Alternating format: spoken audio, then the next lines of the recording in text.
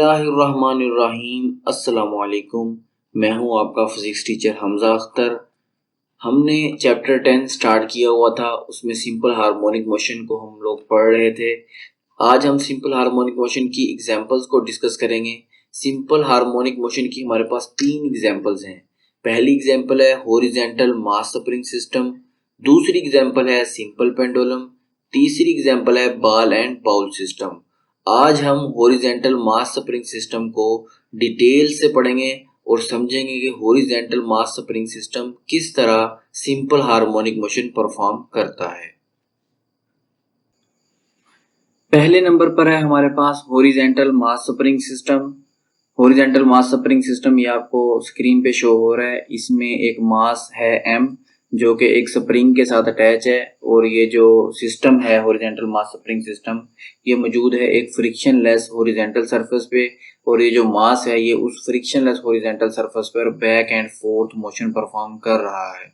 अभी हम इसे पढ़ते हैं। वो कहता है जो हॉरिजॉन्टल मास स्प्रिंग सिस्टम होता है, it consist of a mass m attached to one end of an elastic spring. वो कहता है इसमें एक मास m होता है जो कि एक इलास्टिक स्प्रिंग के साथ अटैच होता है, which can move on a frictionless horizontal surface, और वो जो मास होता है वो एक फ्रिक्शनलेस हॉरिजॉन्टल सरफेस पर मूवमेंट कर सकता है। अब जो इसकी मोशन होगी, motion of mass attach to spring, ये जो मास है ये स्प्रिंग के साथ जो मास अटैच किया हुआ है हमने, ये कैसी मोशन परफॉर्म करेगा। ये जो मास है इसे हम नाम दे देते हैं m का, कोई भी मास मीन हमने इसका नाम रख दिया m मास। अब यहाँ पर ये जो पोजीशन a है इसे हम कहते हैं मीन पोजीशन, ठीक है, मीन पोजीशन, या इसे हम इक्विलिब्रियम पोजीशन का नाम भी देते हैं। और यहाँ पर जो पोजीशन b है और पोजीशन c है ये हमारी कहलाती है एक्सट्रीम पोजीशन, ठीक है। पोजीशन बी और पोजीशन सी ये हमारी क्या कहलाएंगी, एक्सट्रीम पोजीशन। जब हम मास m को मीन पोजीशन ए से पकड़कर पोजीशन बी तक लेकर जाएंगे तो हमें एक फोर्स लगानी पड़ेगी। वो जो फोर्स हम लगाएंगे पोजीशन ए से लेके पोजीशन बी तक, उसे हम अप्लाइड फोर्स का नाम देंगे। उसे मैं लिख देता हूँ सिंबल एफ के साथ। मीन जो मैं फोर्स अप्लाई करूंगा, पोजीशन ए से मास को पकड़ूंगा और इसे पोजीशन बी तक लेकर जाऊंगा। इस दौरान जो मुझे फोर्स लगानी पड़ेगी उसे मैं एफ के साथ रिप्रेजेंट कर रहा हूँ। जब मैं इसे पोजीशन ए से इस मास को पोजीशन ए से पकड़कर पोजीशन बी तक लेकर जाऊंगा और फिर छोड़ूंगा, तो इसमें एक रीस्टोरिंग फोर्स पैदा हो जाएगी। क्योंकि ये मास एक स्प्रिंग के साथ अटैच है, तो जो इसमें रीस्टोरिंग फोर्स पैदा होगी जो इस मास को वापस पोजीशन बी से पोजीशन ए तक लेके आएगी, वो फोर्स हमारे पास रीस्टोरिंग फोर्स कहलाएगी। उसे हम एफ आर से लिख लेते हैं, ठीक है।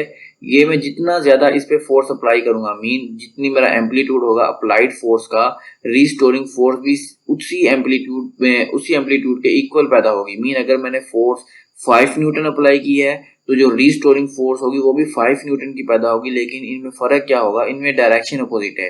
मीन अगर मैं इस डायरेक्शन को पॉजिटिव कंसीडर करूं तो जो मेरे पास रीस्टोरिंग फोर्स है उसकी जो डायरेक्शन होगा उसे मैं नेगेटिव साइन से रिप्रेजेंट करूंगा। यहाँ पे नेगेटिव साइन ये शो कर रहा है कि अप्लाइड फोर्स और रीस्टोरिंग फोर्स आपस में अपोजिट डायरेक्शन में होती हैं, ठीक है। पोजीशन ए से पकड़ा, पोजीशन बी तक लेके गया, और जब मैं इसको छोड़ूंगा तो ये मास पोजीशन बी से पोजीशन ए तक आ जाएगा ड्यू टू रीस्टोरिंग फोर्स। लेकिन ये इस पॉइंट ए पर रुकेगा नहीं, बल्कि ये अपने इनर्शिया की वजह से और ये जो इसके साथ मास के साथ ये जो स्प्रिंग अटैच है इसकी इलास्टिसिटी की वजह से ये इस पोजीशन ए से पोजीशन सी की तरफ जाएगा, ठीक है। मीन ये जो ए से लेके सी तक मोशन है ये होगी इसकी ड्यू टू इनर्शिया की वजह से, और ये जो स्प्रिंग की इलास्टिसिटी है उसकी वजह से। मींस पोजीशन ए से लेके पोजीशन सी तक ये जो मास गया है ये ड्यू टू इनर्शिया गया है और इस स्प्रिंग की इलास्टिसिटी की वजह से गया है, ठीक है। अब हम इसे नेक्स्ट देखते हैं। ये जो मैंने सारा आपको सिस्टम समझाया उसमें उसके अकॉर्डिंग इसको मैंने पोजीशन ए से पकड़ा और पोजीशन बी पर ले जाकर छोड़ दिया है। क्योंकि ये जो सरफेस है ये फ्रिक्शनलेस है, इसी वजह से ये सेम एम्पलीट्यूड के साथ अपनी मीन पोजीशन के गिर्द back and forth motion perform कर रहा है। वो कहता है कि when the mass m is displaced from position a to position b, वो कहता है जब हम इस मास को पोजीशन ए से बी पर लेके गए एंड रिलीज, और फिर जब इसको छोड़ा, it starts vibrating to and fro about its mean position.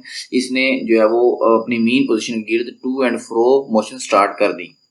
वो कहता है the force at that instant is given by Hooke's law, ये जो फोर्स इस टाइम हमने अप्लाई की वो कहता हम कैलकुलेट करेंगे by using Hooke's law. Hooke's law में कहता है कि F is equal to k x होता है। यहाँ पर जो F है ये रिप्रेजेंट कर रहा है उस फोर्स को जो हमने अप्लाई की थी मास पर और उसको डिस्टर्ब किया था मेन पोजीशन से और एक्सट्रीम पोजीशन तक लेके गए थे। ये जो x है ये वो डिस्प्लेसमेंट है जो बॉडी में पैदा हुआ था। मीन जितना ज्यादा हम फोर्स लगाएंगे उतना ज्यादा जो है वो बॉडी में डिस्प्लेसमेंट पैदा होगा। ये k क्या है? k कहलाता है स्प्रिंग कांस्टेंट और इसको हम स्टिफनेस ऑफ स्प्रिंग भी कहते हैं। स्टिफनेस का मतलब होता है कि कोई स्प्रिंग कितना हार्ड है या कितना सॉफ्ट है। नेक्स्ट अब हमारे पास रिस्टोरिंग फोर्स, मीन जो हमने फोर्स अप्लाई की थी उसके अपोजिट एक फोर्स पैदा हुई थी जिसे हमने रिस्टोरिंग फोर्स का नाम दिया था। वो कहता है due to elasticity spring opposes the applied force. वो कहता है इलास्टिसिटी की वजह से जो स्प्रिंग है ये हमारी अप्लाइड फोर्स को अपोज करेगा, ठीक है, उसके अपोजिट फोर्स लगाएगा। This opposing force is called restoring force. वो कहता है वो जो अपोजिट फोर्स लगाएगा उसे हम रिस्टोरिंग फोर्स का नाम देंगे, which is equal and opposite to the applied force. जो हमारे पास रिस्टोरिंग फोर्स होगी वो अप्लाइड फोर्स के इक्वल तो होगी लेकिन अपोजिट डायरेक्शन में होगी। ये बात मैं आपको पहले समझा चुका हूँ। तो वो कहता है अगर हमारी applied force F is equal to k x के बराबर थी तो जो हमारी रिस्टोरिंग फोर्स होगी वो भी के एक्स के ही बराबर होगी, लेकिन साथ नेगेटिव साइन आएगा। यहाँ पर नेगेटिव साइन ये शो कर रहा है कि जो डायरेक्शन है रिस्टोरिंग फोर्स की वो अपोजिट डायरेक्शन में है। तो वो कहता है कि नेक्स्ट वो कहता है according to Newton second law. वो कहता है न्यूटन सेकंड लॉ के मुताबिक हम ये भी पढ़ चुके हैं कि F जो है वो बराबर होता है ma के। अब हम इन दोनों इक्वेशंस को कंपेयर करेंगे।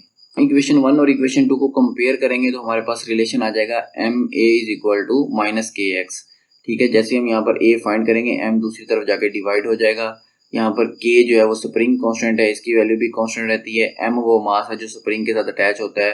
तो हम कह सकते हैं कि यहाँ पर जो k ओवर m है ये कांस्टेंट रहते हैं। ठीक है, तो k ओवर m को हमने कांस्टेंट के बराबर कर दिया। हमारे पास बचा a is equal to minus x. ठीक है, तो ये वही रिलेशन है जो हमने सिंपल हार्मोनिक मोशन में पढ़ा था कि सिंपल हार्मोनिक मोशन एक ऐसा मोशन होता है जिसमें एक्स बॉडी का जो एक्सेलरेशन होता है वो डिस्प्लेसमेंट के डायरेक्टली प्रोपोर्शनल होता है और हमेशा टुवर्ड्स मीन पोजीशन होता है। ये जो नेगेटिव साइन है ये शो कर रहा है कि जो पैदा होने वाला एक्सेलरेशन होगा वो हमेशा मीन पोजीशन की तरफ होगा। This result shows that horizontal mass spring system perform simple harmonic motion. इस रिलेशन से हमें पता चल गया कि ये जो हॉरिजॉन्टल मास स्प्रिंग सिस्टम है ये सिंपल हार्मोनिक मोशन परफॉर्म करता है। नेक्स्ट है टाइम पीरियड। अगर हमें टाइम पीरियड फाइंड करना हो हॉरिजॉन्टल मास स्प्रिंग सिस्टम का तो हम फार्मूला यूज करेंगे T is equal to 2 pi m over k. यहाँ पर m वो मास है जो स्प्रिंग के साथ अटैच है और k जो है ये स्प्रिंग कांस्टेंट है। मीन जो स्प्रिंग हमने अटैच किया होगा उसके स्टिफनेस की वैल्यू होगी कि उसके k की वैल्यू कितनी है और हर स्प्रिंग के k की अपनी वैल्यू होती है। सॉफ्ट स्प्रिंग के k की वैल्यू कम होती है और हार्ड स्प्रिंग के k की वैल्यू ज्यादा होती है। और अगर हमें फ्रीक्वेंसी फाइंड करनी है तो हम जानते हैं कि जो फ्रीक्वेंसी और टाइम पीरियड जो है ये आपस में रेसिप्रोकल होते हैं एक दूसरे के। तो हम क्या करें, हम ये फार्मूला यूज कर सकते हैं F is equal to 1 over T, या फिर ये जो हमारे पास T का फार्मूला है इसका रेसिप्रोकल ले लें। अगर हम रेसिप्रोकल लेंगे तो ये फार्मूला हमारे पास हो जाएगा 1 ओवर 2 पाई के ओवर m। इन दोनों फार्मूला से जो हमारे पास रिलेशन निकला है, जो हमारे पास कंक्लूजन निकला है वो ये निकला है कि जो हमारे पास टाइम पीरियड होगा और जो फ्रीक्वेंसी होगी हॉरिजॉन्टल मास स्प्रिंग सिस्टम की वो डिपेंड करेगी कि उस सिस्टम के साथ जो मास हमने अटैच किया है उसकी वैल्यू पे, और दूसरा टाइम पीरियड और फ्रीक्वेंसी जो है वो डिपेंड करेगी स्प्रिंग कांस्टेंट k के साथ। मीन अगर हम हॉरिजॉन्टल मास स्प्रिंग सिस्टम में मास की वैल्यू चेंज करेंगे, मीन डिफरेंट मास यूज करेंगे तो टाइम पीरियड और फ्रीक्वेंसी चेंज हो जाएंगे। सिमिलरली अगर हम स्प्रिंग चेंज करेंगे तो जाहिर बात है तो स्प्रिंग चेंज करेंगे तो स्प्रिंग कांस्टेंट भी चेंज हो जाएगा। तो स्प्रिंग कांस्टेंट जब चेंज होगा तो टाइम पीरियड और फ्रीक्वेंसी इनकी वैल्यूज भी चेंज हो जाएंगी। वो कहता है कि value of k is larger for hard spring. वो कहता है अगर हार्ड स्प्रिंग होगा तो उसके लिए k की वैल्यू ज्यादा होगी and smaller for soft spring, और अगर स्प्रिंग सॉफ्ट होगा उसके लिए k की वैल्यू जो है वो कम होगी।